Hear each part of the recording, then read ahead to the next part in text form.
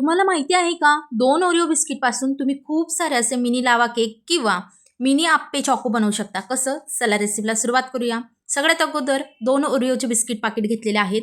छान बिस्किटला मॅश करून घ्यायचं आणि त्यामध्ये 1 कप एवढं दूध घातलेलं आहे. छान सगळं मिश्रण फेटून घ्यायचं आणि त्यानंतर 1 इनोचं सेशन घेतलं आहे. 1 इनोचं पाकीट त्यामध्ये घातलं आहे आणि छान त्याला देखील फेटून घ्यायचं आहे आणि आपलं बॅटर असं मस्त सॉफ्ट आणि असं फ्लफी होऊन जाईल.